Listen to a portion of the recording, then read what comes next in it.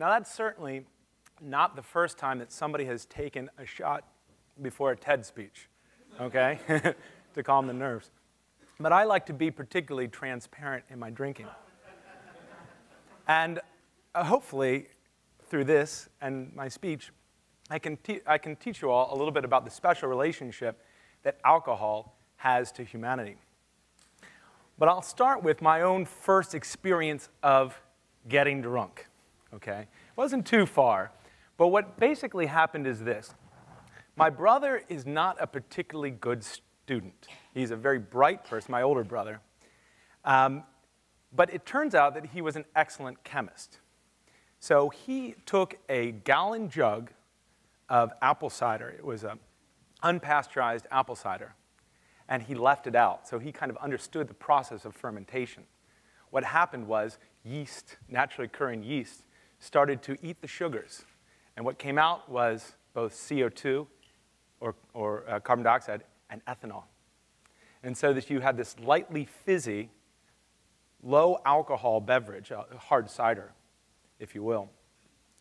And I came home one day and was searching through, actually I was with a friend of mine, and we were searching through the refrigerator to try to find something to drink or eat. And we came across the apple cider, unexpectedly. So as we started drinking it, it was kind of attractive to us. I mean, it tasted good. I did not know what I was drinking, but I enjoyed drinking it, okay?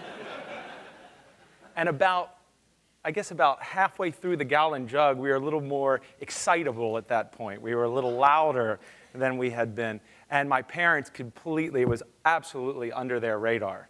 They did not know what was happening. They thought we were just teenagers being teenagers, okay? The funny thing is that's sort of what I expect that early humans, their first experience with alcohol must have been. So it's important to know that alcohol doesn't need us.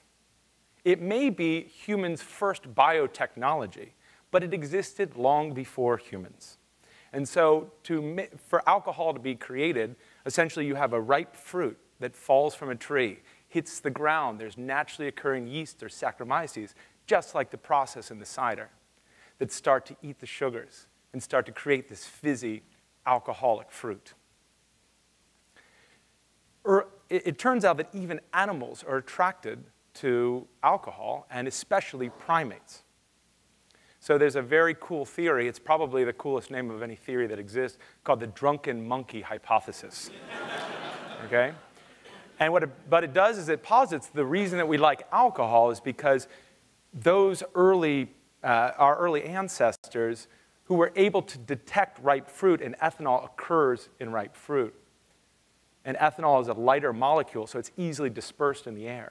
Because they were able to detect this, they became more successful. And so that you can see that essentially this theoretical first human that came across alcohol for the first time, it became adaptive. And it was something that helped them to survive. Now, imagine this world in which humans are early hominid species, they're not quite human yet, are trying to survive. I mean, this is a world that is beset by all kinds of large predators like cats. Many of you have cats, but you don't realize that once upon a time we were threatened by them. Other hominid species as well, and things that we didn't even understand, like microbes. So there's a certain ineffability to death and disease.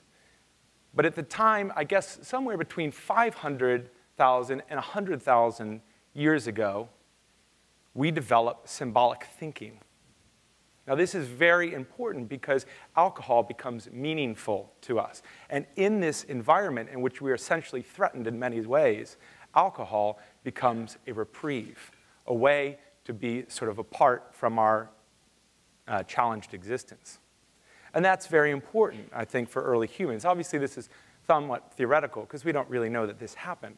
But I guessed at it. I think that there's a lot of anthropologists who have started to look at this as a possibility. And so humans would use alcohol as a way to not only in this sort of liminal state, right, where the liminal state is something in between your normal existence and some sort of special existence or some kind of other world, usually applied to rituals. So alcohol creates a sort of liminal state that people can exist in, where they're free, slightly free from their troubles of their usual life. Now, that's part of the appeal of alcohol and where it starts to really connect and relate to early spirituality and religion. So it also turns out that humans start to congregate together, and alcohol becomes part of the glue of that. So as one theory goes, when we come together and we drink, we become equals, right? Well, basically, literally, we're laid out on the floor after drinking too much, right? So I don't mean this in some political sense. I mean, literally, we drink too much, and we become unable to, run fast or basically defend ourselves in a way. So I don't know if you know this old joke, but it's about a bear chasing two people. And the idea is that you don't have to outrun the bear. All you have to do is outrun the other person, right? So that equality is quite literal in the sense that your motor sensory skills are challenged by alcohol. So humans start to congregate together. They become louder in their expressions. They become a more cohesive group. And also, there's something that anthropologists and psychologists called myopia theory that applies to this as well. And that's this, that most people think that alcohol disinhibits, right? That's the idea, that you're going to get drunk, you're going to go wild, you're going to wear a lampshade on your head, you're going to do things that you didn't expect to do, and the next morning you're going to send texts about how you're sorry you did it. Well, it turns out that disinhibition is not very explanatory because that doesn't always happen. And it actually, in different cultures, in different societies, it happens in different ways. So that can't be entirely true. But myopia theory may be more to the point. And it says that essentially what alcohol does is it limits our perceptive and cognitive functions. And so that we become more hypersensitive within our environment. We become more aware of immediately what's in front of us. Some of you might know this as beer goggles, okay? We simply are now, whatever's in front of us becomes more important than externalities. So imagine these groups of early humans together indulging in some kind of, alcoholic fruit. And they are louder, they're together, and they now become more adaptive in that sense. It also creates a sort of, because of this liminality, it creates a sort of yes function, right? This is something that William James, a psychologist and philosopher, called the yes function in man. He said, sobriety discriminates and diminishes and says no. Drunkenness expands, unites, and says yes. And so we are more open to the experiences, right? And this is a way that alcohol and religion interact together and become important to each other. It's important to remember alcohol is our first psychoactive ingredient that we consumed. So that we see this is all kind of theoretical in terms of thinking about what could have happened with early humans, but we start to see religion and alcohol in terms of evidence of it sometime around 40,000, 25,000 BC. That's when cave painting shows up, and we start to see that there might be evidence that these shamans were going into caves, or shaman-like characters are going into caves and painting on the walls and drinking when they're doing it, along with playing flutes and having little rock concerts of sorts. But what they're doing basically, around 25,000 BC, we see in La Salle, which is in France, that there's actually evidence of a horn drawn into the wall, a drinking horn that we see later show up in other drinking rituals. So that's one of the reasons why we suspect that it actually, there we see religion and alcohol interacting. And it's the Venus of La Salle, so it's sort of this exaggerated form of a woman with a drinking horn. Around 10,000 BC, we see the first religious structure that's ever been excavated. And that's in eastern Turkey, and it's called the Göbekli Tepe. And there it's scattered with drinking vessels. These are humans getting together, congregating, and partying, more or less, under the auspices of some kind of proto-religion. All right? Now, this is sort of like this nice egalitarian vision of religion and alcohol and partying together. But what happens around that same time, this sort of Paleolithic era, is that we start to see agriculture develop, right? And that starts to change society immensely. But why did agriculture develop? And a lot of the theories now point to alcohol, right? Well, you have to think about it in this way, okay? If you were going to go to the trouble, you have a fairly idyllic lifestyle. Now, the reality is that it is challenging. You are beset by all kinds of dangers, but you are somewhat nomadic, but stay within an area. You find your fruit and so forth. You're hunting animals. Why would you change that for bread, okay?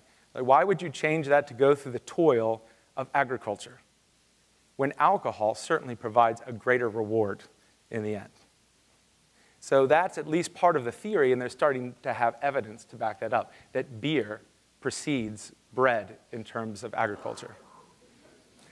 Now, it's not exactly the beer that you're thinking of. In fact, it is sort of like a soupy beer with, well, I don't know what kind of beer you're thinking of, to be honest with you, but it's kind of a soupy beer that has honey and fruit in it. So it's closer probably to what you would call a cocktail, or sometimes referred to as a beer tail. All right? So society grows and it becomes more stratified and complex at this period of time because of agriculture, because of many factors, and growing human populations. And alcohol comes to reflect that. So alcohol is a part of material culture. It is something that reflects our culture and something that we can point to. And as it goes on, we see that alcohol becomes a huge part of political economy, that it becomes a huge part of colonialism and post-colonialism. And whether you're talking about the gin craze in England in the 18th century, or you're talking about the whiskey rebellion in the United States, all of these show the importance and the growing importance of alcohol. But I want to change focus a little bit of talking about that ancient history to talking about more the way that we perceive alcohol nowadays. Because it's clear that we do have, at least historically, a special relationship with alcohol. But how do we think of it today? And so often, people will kind of talk about alcohol as being something that encourages violence and licentiousness or promiscuity, right? And that goes back to that sort of disinhibition model, is that people think of alcohol as being something that you're going to drink, and you're going out there, and you're going to, do whatever. I'll let you define that. But when you see kind of cross-cultural studies, it turns out that this isn't entirely true. That alcohol in our society has certain rules. All drinking is a rule-governed behavior, even when we get drunk. And that in other cultures, it behaves differently. I'll give you an example. Dwight Heath, who's probably the foremost researcher on anthropology and alcohol, points to the Camba of Bolivia, who he studied. They would pass around 190 proof alcohol. That is medical-grade alcohol. That is even stronger than Everclear, okay? And so they're passing this around in a ritual sort of setting, in a circle, toasting each other, drinking. And they don't fight. They don't have violent incursions. This is just one example. And in fact, in many cultures, you can see that there's many different examples that prove opposite of what we think that violence is associated with alcohol. And as far as sexuality, that's another thing, promiscuity. There's a group in northern India in the Himalayas called the Lepcha, and they are known for their recreational sex. That's part of what they do as a culture. Extramarital affairs are fine. It's something that is, probably would embarrass many of us, but something that is normal and reasonable to them. Now, even though they have that, they have very strong taboos against incest, going 4 generations on the mother's side and 9 generations on the father's side. Now, how many people here have slept with your 9th cousin? You don't know, probably, I'm guessing. But there, it is a tremendous taboo. If you slept with your 9th cousin, you're going to get killed, executed, or thrown out of the group, okay? So what happens is they have these harvest festivals where they drink excessive amounts of millet wine. They have lots of recreational sex, as they're prone to do.